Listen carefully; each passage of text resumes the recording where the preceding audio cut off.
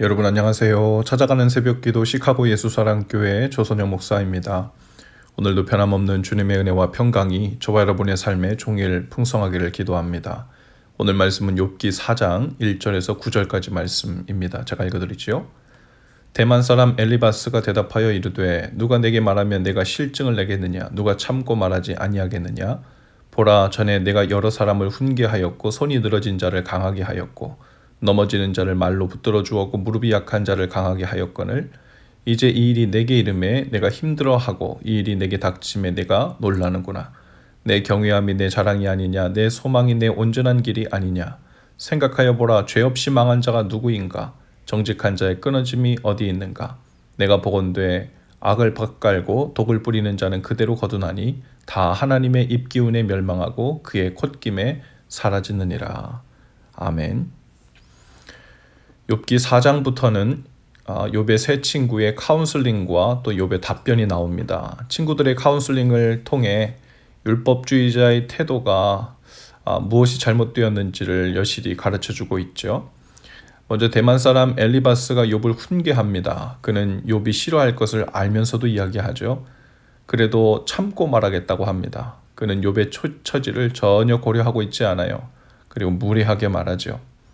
엘리바스는 욥의 처지가 이전과 뒤바뀌었음을 상기시킵니다. 욥은 이전에 목자였습니다. 훈계하는 위치에 있었어요. 손이 늘어진 자를 강하게 했고요.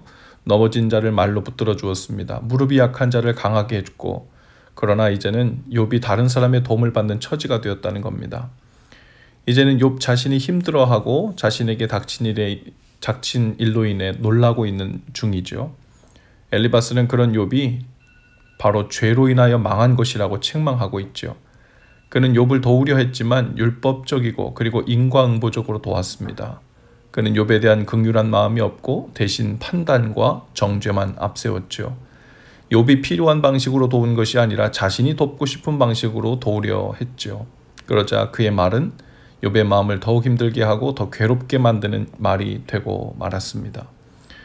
엘리바스는 욥이 하나님을 경외하지 않았고 온전하지 않아서 재앙을 받았다고 단정합니다. 그는 욥에게 닥친 재앙과 고난을 근거로 욥이 하나님을 경외치 않는 죄를 지었다고 말하죠. 엘리바스는 욥에게 죄 없이 망한 자가 누가 있었냐고 물어봅니다. 정직한 자의 끊어짐이 어디에 있느냐고 말합니다. 그는 죄 없이 망한 자가 없고 정직하고 끊어진 자는 없다고 말합니다. 엘리바스는 중대한 생각의 오류를 범하고 건너뛰고 있죠. 망하고 끊어진 자라는 정의를 그저 외적으로 드러난 부분만 가지고 말하고 있는 겁니다. 불행처럼 보이는 일은 누구에게나 닥칠 수 있지요. 교통사고는 특별한 사람만 당하지 않습니다. 사업의 실패도 누구에게나 올 수 있어요. 질병도 누구에게나 올 수 있습니다.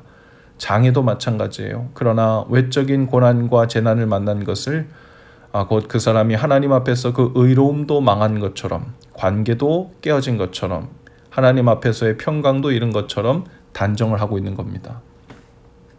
성경에도 죄 없이 망한 자처럼 보이는 사람들이 많이 나오지요. 대표적으로 예수님이 죄 없이 망한 것처럼 보인 분의 대표적인 분입니다.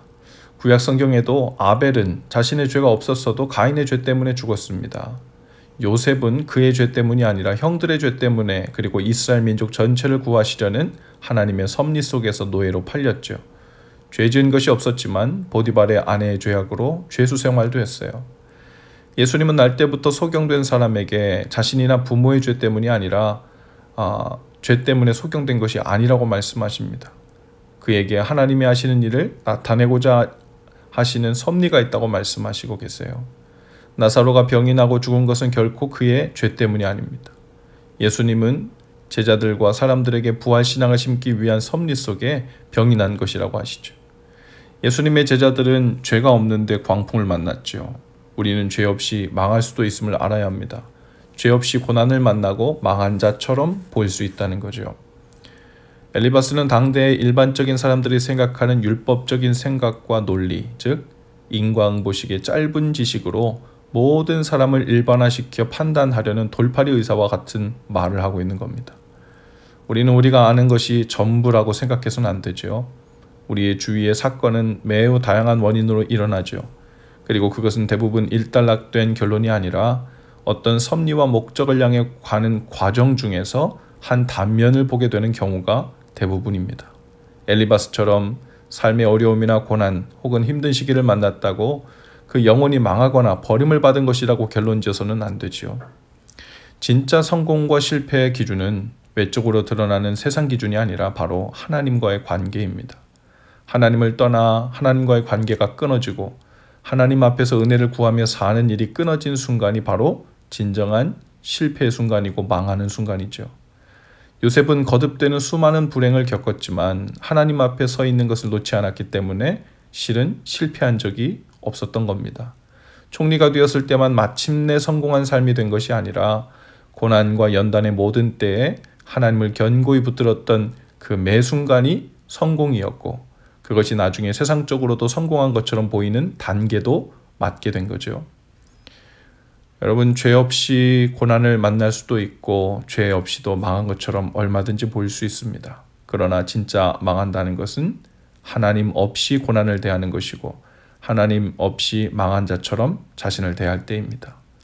어떤 경우에라도 하나님 앞에서 겸손히 은혜를 구하고 그 뜻을 구하면서 동행하고 있다면 그 사람은 여러 연단의 때 혹은 훈련의 때를 지난 적은 있어도 망한 적은 없었다는 것을 기억해야 하죠.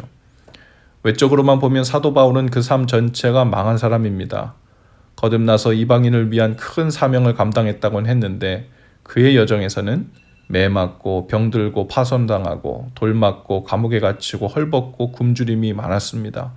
그러나 바울은 그 속에 그리스도의 평강을 잃어버린 적이 없었고 주님과의 관계는 날로 깊어졌으며 그 영혼은 하나님 앞에서 날로 새로워져 갔죠. 밖으로는 날마다 망해가는 것처럼 후퇴하는 것처럼 보였지만 그 속은 날로 성공하고 새로워지고 있었죠. 오늘 우리의 삶이 어떤 면에서 망한 자처럼 특별한 죄가 더해진 것도 아닌데 마치 죄 없이 망한 자처럼 얼마든지 보일 수 있어요. 그러나 우리가 하나님 앞에서 그 모든 일들을 대하며 살고 있을 때 우리는 어느 과정을 지나고 있을 뿐입니다. 그리고 하나님을 잃어버리지 않는 한 우리는 망한 적이 없음을 기억하시기 바랍니다. 하나님의 뜻 안에서 그 뜻을 향해 살고 있다면 우리는 사나 죽으나 부하나 가난하나 병들었든지 건강하든지 항상 성공하고 있는 것이죠. 그리고 외적으로 보이는 성공은 하나님께서 때가 되면 그리고 필요하시면 적당한 때 일으켜 주시고 새롭게 해주시기도 하시죠.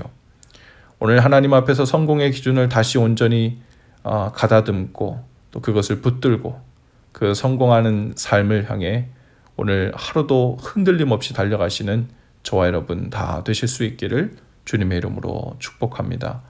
기도합시다. 주님, 죄 없이 망한 자처럼 우리 자신을 생각하거나 다른 사람을 함부로 판단하여 말하는 어리석음에서 떠나 살게 하옵소서. 사람의 눈과 기준을 앞세우지 않고 하나님을 기준 삼아 그 뜻 앞에서 사는 승리의 삶을 향해 오늘도 흔들림 없이 살기를 원합니다. 성령님, 오늘 저희로 종일 참된 승리를 하게 하시고 연단과 훈련의 과정 속에서도 주님 손을 단단히 붙들게 하시고 어떤 상황 속에서도 주님을 놓지 않는 참된 성공의 삶을 살 수 있도록 인도해 주옵소서. 예수님 이름으로 기도합니다. 아멘. 여러분, 오늘도 예수 사랑으로 화이팅입니다. 내일 아침에 다시 찾아뵙지요.